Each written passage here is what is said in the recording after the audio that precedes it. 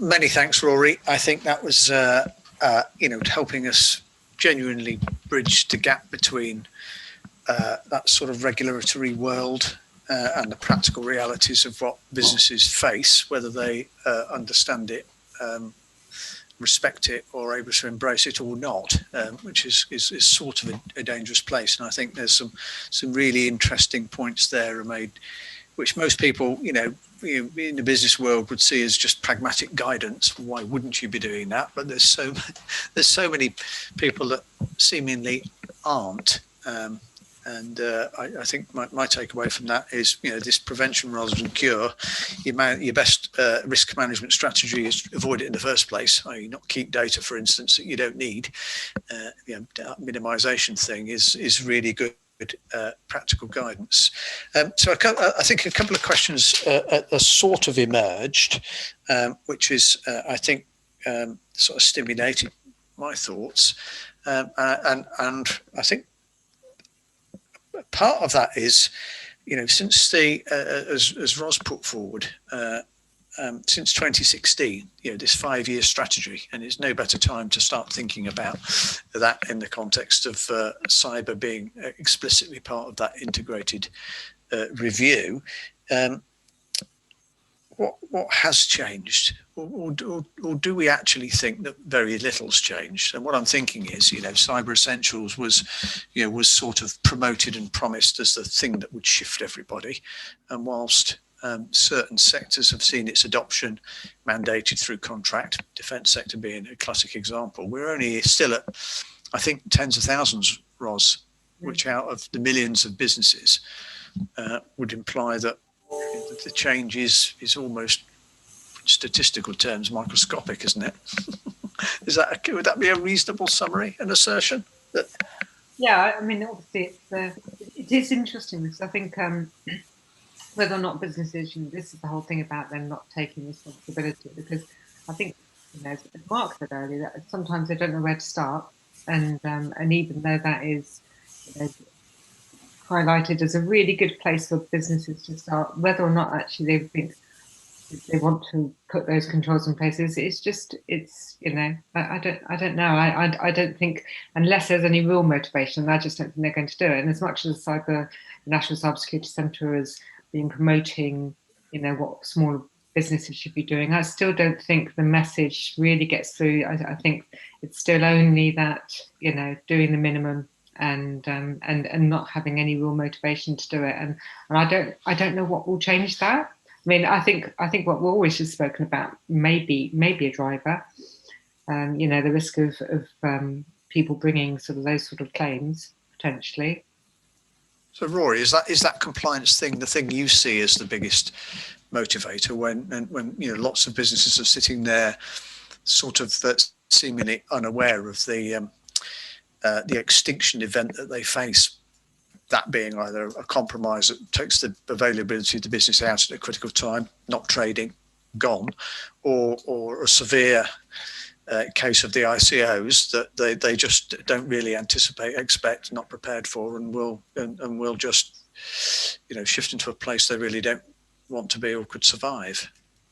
Well, I think the answer is this: there are data breaches and data breaches. So we've seen examples of organisations, and they do have a breach. It is caught quickly, and some fairly painful lessons are learned. Not financial lessons, but painful in the sense of this could have been so much worse. And we do see a fair bit of that provided a breach is identified quickly, the damage is minimised. They have to go through the whole experience of dealing with the ICO. And the ICO, they can be pretty good actually. They're not a sort of a three-headed monster. They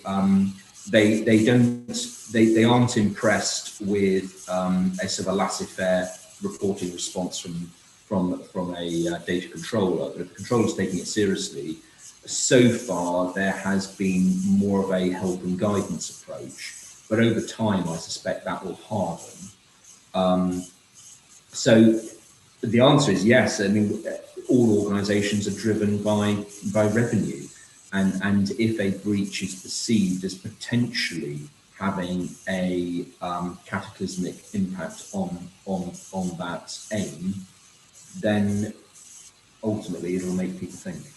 Yeah, thank you. It would make us think. You know, it's human nature.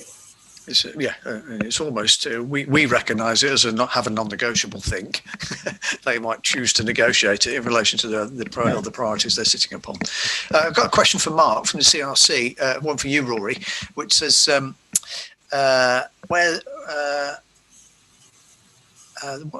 the threshold? Whether there might be a concept of reasonable precautions which would help a business protect itself from claims. I think we mostly agree that 100% security is impossible given the nature of an infinite and ever-evolving threat. But where reckless ignorance, I guess, become relevant in determining the liability, is there a sense of a reasonable set of precautions that would? Well, over time, Robin, that will emerge. We don't have sort of enough authority to know where that is, but I think that the way the courts will want to limit, or at least to try to corral these types of claims. Now they'll do it in two ways. The first will be simply by applying basic tortious law, which is the law of negligence, and they're very well defined rules relating to what is negligent and what isn't. But where there is a contractual relationship, which oftentimes there is, in fact nearly always there is,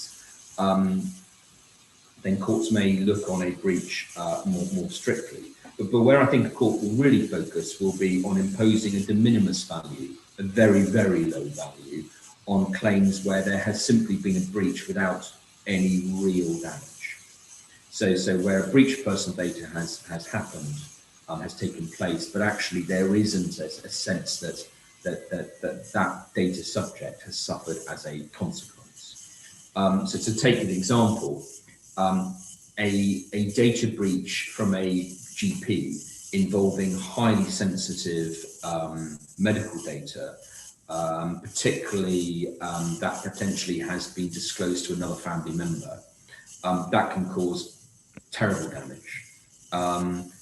Information held by a school as to where one parent lives, in circumstances where there is a restraining order on the other parent from going anywhere near that person, and we've seen examples of that where the school then has given out that information. That involves a move of house or move of home for the data subject. Those are very significant breaches, but a breach where partially encrypted information, so you might have someone's name and maybe some other partial data, that is likely to be seen as, in terms of value, much less valuable. So I think how courts will over time try to deal with this is to impose a de minimis value. And by de minimis, I mean £1 or £2 value to a simple breach, to prevent people from just farming breaches where actually no one suffered any real harm. That moves away from that litigious culture of trying to make money out of it as a business model, rather than trying to do the right thing. That's what I would imagine. That will take some time to wash through, but that's where I could see the judiciary going on it. And Roz, what's the strength of correlation between what they call for in ICO or GDPR guidelines and the accepted view that Cyber Essentials is the good place to be to set the baseline? Is there an explicit correlation as yet there? Because as we've said before, there's a lot in this around to taking the complexity out of understanding the subject. Cyber's that difficult thing in the hands of the technical folk, whereas the brutal reality is it is just yet another business risk. So if you could simplify that through a correlation of, if you do this, then you're better there. Is that message starting to embed, or is that a viable position? Well, I mean that would be a good place to be. But I think people, because because it's left to them to decide what's appropriate, then there aren't, it's not very clear, then it doesn't become clear guidelines. And for example, if you've got a checklist that says you should be putting these things in place, and then you've never looked at that checklist and you don't really know, then you're not really aligning to that or anything else. So sort of something like Cyber Essentials obviously is just that baseline. I think it's also starting for people to be more aware about, which I think was really the goal of GDPR, that actually it's not their data, and that they really do need, they're stewards. They're meant to be looking after this and treating it with respect. So it's not for them to make decisions really about, whether or not they think that's, that's appropriate. It's got to be to the highest standard really, to make sure that you're not responsible for having that impact on a data subject. Yeah. Well, and just perfectly segued into that, a question from Andy in the audience today, to both of you in actual fact. So maybe take it first, Rory, and add comments, Roz. The question being, to what extent are directors and senior responsible owners, officers, personally culpable for organisational data breaches or other reckless elements of poor hygiene? To what extent do directors know this? And is this affecting how seriously some boards are or are not taking this? So it's an interesting, it's a good point, and there's immediate correlation that with product safety. Product safety directors are personally within the criminal code. They are personally responsible for decisions taken on product safety. In relation to data, the responsibility is with the data controller. But that is going to mature over time, and the reality is there a criminal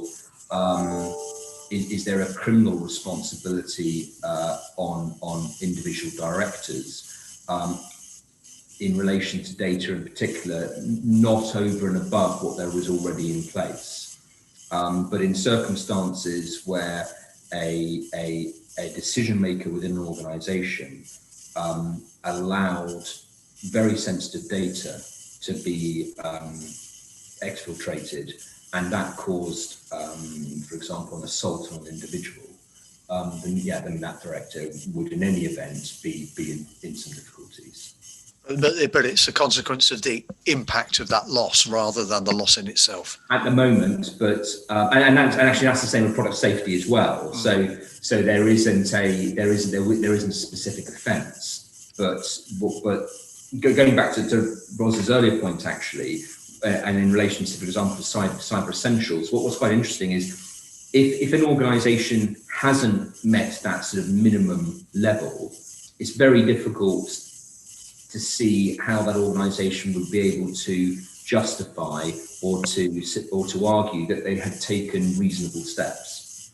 So in other words, whilst I'm not sure that there is at this point a threshold over which we're all okay, there certainly is a threshold below which we're not okay.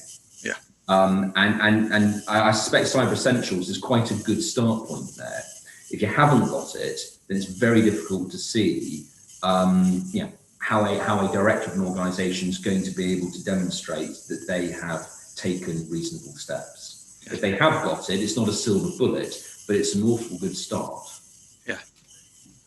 Roz, and that's sort of in my mind, sort of links, some work I think we spoke about before, which is the correlation between Cyber Essentials and what the insurance companies were asking to say, how answer this questionnaire. Well, much of it sort of overlapped and duplicated, and there was a sense that at some stage those two might correlate. Are we seeing that as the baseline which businesses embrace because by virtue of insurability? I think we've seen a few organisations that have been required to assess to Cyber Essentials Plus to basically to try and reduce their premiums, to show that they've done the what's required really to meet their to meet the insurance company's requirements. I mean, I'm surprised that it's not more a requirement really, and I think it is very difficult, as Rory said, it's very difficult to actually say, what you've got in place post, if something happens, if you can't demonstrate it. And I think when we look at the accountability principle, you do need to be able to show how you've met all of those principles for GDPR. And if you can't do that, if you haven't got something clearly in place, then it does bring into question everything. And I think it will be the same with insurance companies. If you can't demonstrate that you had the right controls in place, and some of the breaches that we've seen very recently, those controls just weren't in place. And in fact, in a couple of cases that we've had inquiries for Cyber Essentials at the very basic level within the last couple of years, and then they thought, oh, I'm not quite ready for that yet, and then they've had breaches. So if you're not ready for cyber, you're just leaving yourself wide open, aren't you, for that to be the next thing. And then if an insurance company said, actually, I'm not going to pay out because you didn't even do that, then that's going to have a big impact. Well, I guess it relates back to Andy's question. What is cyber hygiene? Is good cyber hygiene having a firewall, or, as we well know, no point in having it if it's completely open, not managed, poorly configured? You might as well not have one. So there's those levels, and I guess if you look at cyber maturity models, they're looking to constantly advance that position from basic to more advanced. As you said, Roz, Cyber Essentials is almost self-assessment at a point in time, which is great. But of course, the day after, even if it was true, truly and accurately assessed, the day after, you've moved on from that point. What's changed? So the sense of that recursive measure against those controls is the right answer. But maybe that feels like it's a step too far. Do we think that? So I was just keen to maybe tie some of the presentations from this morning into this. Do we think that the DCMS sort of kind of standoffish with cyber, doing lots of stuff, but not really at the coalface? Supporting the clusters in that national group, I think, is helpful. Boot camp initiatives to encourage innovators, one thing. Do you think that the Home Office sponsorship through police into the cyber resilience centres will give a bit more horsepower to that shift in the first case? So perhaps one for Roz on that, and then for you, Rory, I got. If it's about risk and poor risk assessment, do you think that somehow or other, as the knowledge sharing through offices like the ICO can anonymise and provide the true measure of risk posture? Is AI going to be the thing, well taught, well implemented, that can agnostically help organisations wrestle with their risk at a point in time? So a couple of questions there. Roz, if you want to go first about CRC. First, just from cyber resilience centres, obviously it's really in its infancy, and I'm not sure what impact it will have when we're looking at organisations that aren't motivated to do anything, and whether that's a free resource. And we know, Robin, because we've been working with the cluster for how many years since its inception, that despite the fact that you're giving people free resources, it doesn't mean that they're going to start sort of doing anything. And I still think there's that sort of lack of motivation to do anything. And it will be interesting to see whether, because it's police led, it will drive maybe a bit more sort of clout to it. I don't know. So it will be interesting. I'm definitely watching that one to see what will happen. In terms of the whole cyber strategy, I think it's been really interesting, isn't it? Because we're at that 5-year point now, and then we can look back and say, what do we think we've got out of our 1.9 billion that we've invested? And to be honest with you, I'm not quite sure. I'd quite like to see the P&L on that one, really, to see, because it's been, obviously it's gone in lots of different directions, hasn't it, in terms of educating and and defending. And it very clearly, from the very beginning, it was about organisations taking responsibility themselves. So that, it didn't, I don't think it filtered down low enough to have the impact on all of those smaller organisations, probably to any degree. And I still think they have to take responsibility. Yeah, maybe the different push through the Home Office line is the thing that maybe brings that together. And Rory, was my question to you fair in terms of? Yeah, well, I agree with what Roz says. I mean, knowledge sharing is helpful and would be a really useful tool, but only to those who are motivated. Yeah, it has absolutely no impact at all on those who don't get there. So it's a mindset issue. And what will work, carrot or stick? I mean, ultimately, it's the stick that will work, sadly, and it will be either very significant fines from the ICO. And our sense is that the ICO will start to show its teeth more than it has done. I don't think its mindset will change in relation to those it thinks is organisations it thinks is trying to deal with things appropriately, but I think it's going to become much less willing to overlook or to absorb organisations that appear to be just going through the gears to comply post breach. I think those organisations will start being looked at very carefully. And that will filter through, won't it? People will start to get the message. And the earlier question about director responsibilities in the civil world, so the non-criminal world, potentially directors can have personal responsibility and therefore be sued as individuals. But the planets really have to align to make that work. And at the moment, that's quite a difficult that would be quite a difficult claim to bring. And normally there's an easier claim to bring against an organisation which has much deeper pockets anyway. So one would tend to see organisations being the recipient of claims rather than individual directors. But I suspect with the big data providers, sooner or later, a director will face multiple claims because tactically it might be worth. It would certainly get his or her attention. Yeah, absolutely.